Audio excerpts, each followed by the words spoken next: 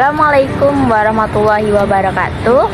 Halo, perkenalkan saya Alodia Septayumna Asmi dengan NIM 240201240885. Di sini izinkan saya untuk menjelaskan sejarah seni rupa Asia pada India periode Mughal. Jadi di seni rupa India periode Mughal ini hasil dari karya-karyanya memadukan antara budaya Islam, Persia, dan Asia Tengah. Di bawah perlindungan para kaisar Mughal, yang terutama ada kaisar yang besar-besar tadi, mengalami perkembangan yang pesat, baik dalam bentuk lukisan, miniatur, arsitektur, hingga dekorasi. Di seni rupa pada India era Mughal ini lebih mendominasi mencampurkan ajaran Islam karena terpengaruh masuknya budaya Persia. Saya akan menjelaskan dua karya. Yang pertama itu ada lukisan yang berjudul Space of Hamza Attack the City of Kaimar, dan yang terkenal yaitu Taj Mahal. Yang pertama terdapat lukisan yang berjudul Space of Hamza Attack the City of Kaimar. Ini lukisan yang dibuat pada tahun 1567 sampai 1582 di periode masa pemerintahan Kaisar Akbar. Untuk analisis formalitasnya, lukisan yang berjudul Space of Hamza Attack the City of Kaimar ini menampilkan komposisi yang padat dan dinamis, penuh gerakan dan energi, sehingga banyak tokoh, bangunan, dan elemen naratif dimasukkan dalam satu bingkai, sehingga dapat menciptakan kesan kekacauan dan ketegangan saat serangan berlangsung. Ditambah lagi dengan warna cerah dan kontras yang digunakan untuk mempertegas aksi dan membedakan berbagai elemen dalam adegan seperti tokoh, latar, dan arsitektur. Untuk analisis konseptualnya, lukisan ini merupakan bagian dari Hamzanama, yaitu epos petualangan tentang pahlawan legendaris yang bernama Amir Hamzah. Hamzanama ini digunakan untuk memperkuat nilai-nilai seperti keberanian, kesetiaan, dan kekuatan moral. Kisahnya juga memperkenalkan elemen fantasi dan keajaiban, membuatnya menarik secara visual dan naratif.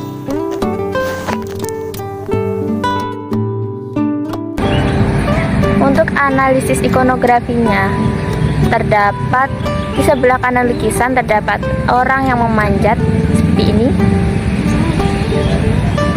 dan itu merupakan tokoh utama, yaitu mata-mata seorang heroik yang memanjat benteng dengan tali dan memakai perisai.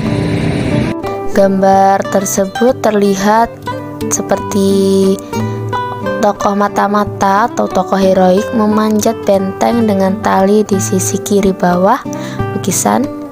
Ia membawa perisai dan pedang sebagai simbol keberanian dan peran sebagai penyusup. Tokoh ini adalah bagian dari pasukan Amir Hamzah yang bisa digambarkan sebagai pahlawan diam-diam, bukan prajurit yang frontal. Jadi untuk gambar ini menggambarkan mata-mata dari Amir Hamzah. Selanjutnya terdapat benteng kota Kaimar yang berwarna merah seperti ini.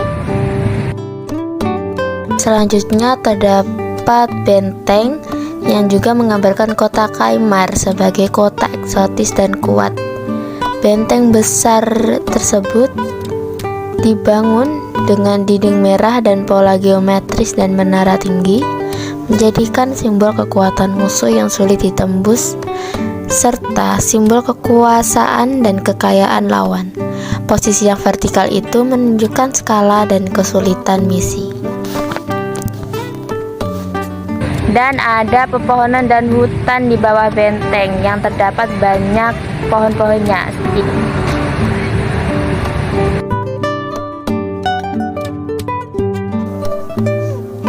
Terdapat pepohonan dan hutan yang berada di bawah benteng tersebut di mana itu merupakan hutan yang lebat dan bebatuan yang menggambarkan medan berat yang dilalui para penyusup sebelum mendaki. Burung-burung berterbangan, memberikan kesan ketegangan dan kesunyian malam saat penyusupan. Di atas benteng tersebut terdapat ruang-ruang dan paviliun yang penuh dengan orang yang sedang tertidur, seperti ini gambarnya.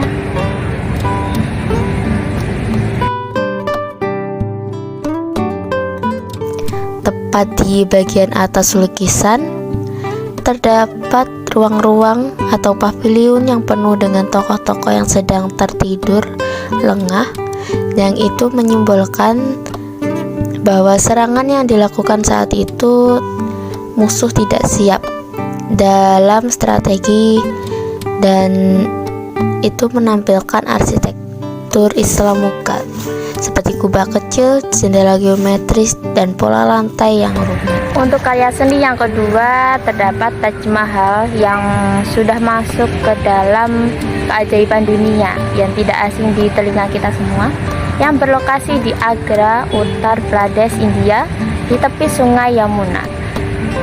Taj Mahal ini dibangun sekitar 1632 sampai 1653. Dibangun pada masa pemerintahan Shah Jahan dari dinasti Mughal. Untuk analisis formalitasnya, Taj Mahal ini dibangun menggunakan marmer putih yang diambil langsung dari Makrana, Rajasthan, yang bisa berubah warna sesuai cahaya, merah muda saat fajar, putih saat siang, emas keabu-abuan saat malam. Terdapat kaligrafi ayat-ayat Al-Quran ditulis dengan sangat indah di pintu masuk menggunakan teknik ilusi optik agar tampak proporsional dari kejauhan.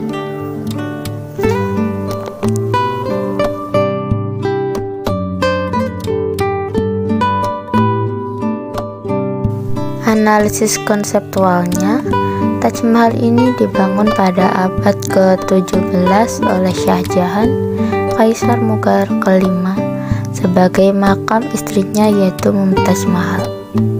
Istrinya meninggal saat melahirkan dan Shah Jahan berduka, akhirnya membuat Taj Mahal dan menjadikan simbol cinta abadi dan duka yang mendalam. Taj Mahal ini mencerminkan kejayaan budaya Islam India dan ambisi kekuasaan Shah Jahan.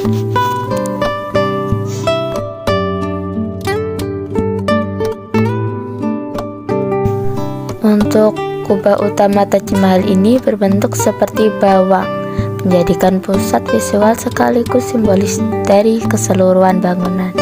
Dalam tradisi arsitektur Islam, kubah ini melambangkan surga dan alam atas tempat kembali roh setelah kematian. Bentuknya yang bulat sempurna mencerminkan kesempurnaan ilahi selaras dengan konsep Tuhan dalam Islam sebagai zat yang maha sempurna.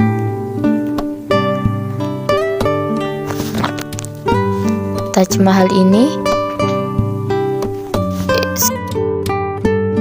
untuk menaranya yang berdiri mengelilingi bangunan utama Taj Mahal berfungsi sebagai elemen arsitektural, tetapi juga memiliki makna simbolik yang mendalam. Fungsi menara ini juga sebagai tempat azan dalam arsitektur masjid, juga arah, dan menguatkan makna sebagai penanda kesucian dan panggilan spiritual.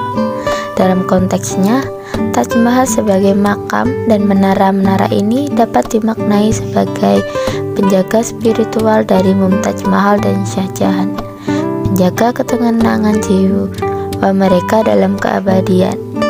Menara yang menjulang ke langit menjadi penghubung antara dunia fana dan dunia ilahi, mempertegas bahwa Taj Mahal bukan sekedar simbol cinta, tapi juga tempat suci untuk mendekatkan manusia kepada Tuhan. Selanjutnya ada Taman Charbagh yang terletak di komplek Taj Mahal. Taman ini dirancang mengikuti konsep taman surga dalam tradisi Islam Persia yang dikenal sebagai Charbagh, yang secara harfiah berarti 4 taman. Taman ini dibagi menjadi 4 bagian simetris melalui 2 jalur utama yang saling berpotongan. Tata letak ini bukan sekedar keindahan lanskap, melainkan simbol dari surga sebagaimana digambarkan dalam Al-Quran, yaitu 4 di mana sungai-sungai mengalir di bawah pepohonan dan bunga-bunga abadi. 4 kanal dalam taman melambangkan 4 surga surgawi yang berisi air, susu, anggur, dan madu. Di tengah taman terdapat kolam refleksi yang memantulkan bayangan, dan Taj Mahal ini memberikan kesan ilusi spiritual antara dunia dan akhirat. Dan yang terakhir, terdapat kaligrafi yang menghiasi Taj Mahal, yaitu merupakan unsur paling penting dalam memperkuat makna spiritual mereka. Kaligrafi ini menggunakan aksara Arab dengan gaya lukisan tulut yang dicirikan oleh bentuknya yang memanjang dan elegan. Teks yang dipilih sebagai besar adalah ayat-ayat dari Al-Quran, terutama yang berkaitan dengan kematian, hari kebangkitan, dan rahmat Allah dan kehidupan akhirat. Kaligrafi ini terukir secara halus. Jadi sekian video dari saya. Semoga materi yang saya sampaikan dapat bermanfaat. Wassalamualaikum warahmatullahi wabarakatuh.